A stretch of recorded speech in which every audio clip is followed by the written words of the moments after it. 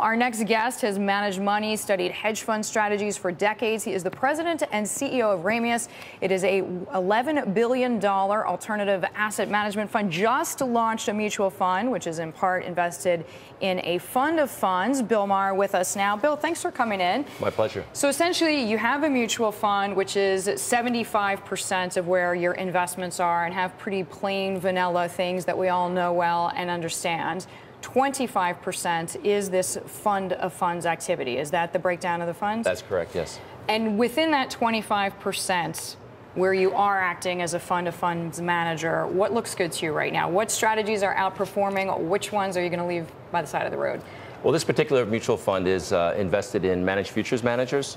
So the 25% of the mutual fund that is used for margin to equity to fund all of the underlying investments in the managed futures managers. So our particular mutual fund has investments in 6 different managed futures managers, all on our proprietary managed account platform. So all the trades settle in-house. All right, so give me a list here of some of the asset classes that you're trading. I mean, are you looking at commodities? Are you looking, just go down the list if you don't mind. So Ramius as a firm, with the $11 billion under management, we are in different hedge funds, we're in fund of funds, customized portfolios. This particular business, Ramius Trading Strategies, is focused on active trading strategies, tactical trading strategies, global macro, CTA, managed futures. So within the mutual fund, if you break down the investments, we have a couple of different strategies with the 25% that's dedicated to the margin to equity. The number one is trend following.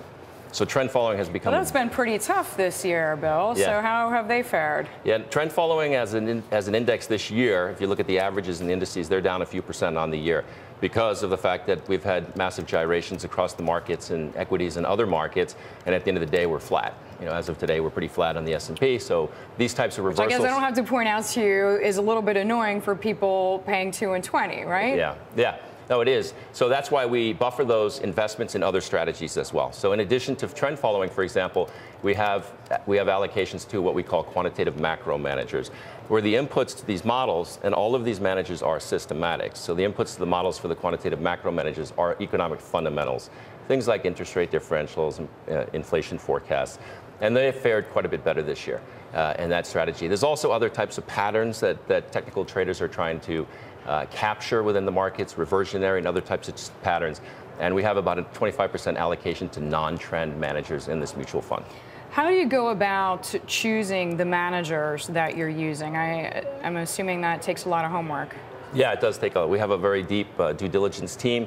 Within the trend following space, it's sort of an arms race with regard to technology and advancement. Sure, a nanosecond counts, right? Yeah, well, it's not that fast trading, but there's certainly a lot of research and algorithm building that goes into this. So, Tudor, for example, who's just on, they have a very large business in the trend following space. And there's other... Which is honestly why he's had such a rough year. It's the trend following component has done very different than the fundamental. They've both ended up, the hedge fund, as you know, the indices are down a few percent on the year. It hasn't been the best year for trend following, but trends overall are persistent and they reemerge after periods of consolidation. So we're confident they will reemerge at some point and that our portfolio is positioned well to capture them. Because you just launched this managed futures fund earlier this year. How does the timing fit into your overall strategy?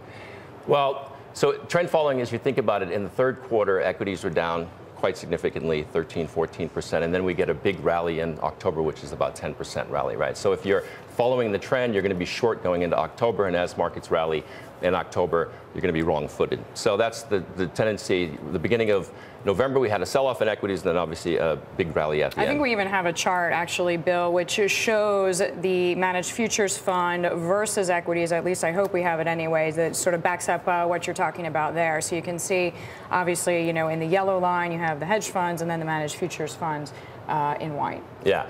The appeal of managed futures really, and to some extent this chart shows it, is that managed futures managers have had a tendency in the past to perform their best when equity markets have done poorly and other hedge fund strategies have done poorly. Out of curiosity, Bill, how do you find so the volatility this year, to your earlier point, has come from macro, right? These sort of not what we saw in 2008, where all the volatility came from these big explosive events. How is that different now in the fund managers that you pick? I mean, do you have to pick different managers based on the type of volatility, the underlying cause? Yeah, it's important to have, in addition to trend following, some short-term traders that are more tactical, that are able to adjust and to be more tactical in periods of time when you're going through consolidations and reversals and range trading environments. Those are not the best environments for trend followers, and so you want to buffer those portfolios and add other strategies as well.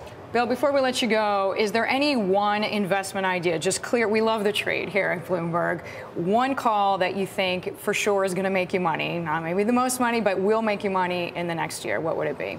Well, we're very bullish on trend following and the other strategies that are in this. After this period of consolidation that we've gone through with all of the news that came out over the summer and into the fall with what's going on with sovereign crisis in Europe and downgrades in the U.S., we're confident that trends will reemerge and that this portfolio will be in a position to take advantage of both in equities and currencies, commodities, and fixed income markets. Okay, Bill, we thank you very much for the time, sharing a little bit about your strategy. Bill Marr joining us there from Ramius.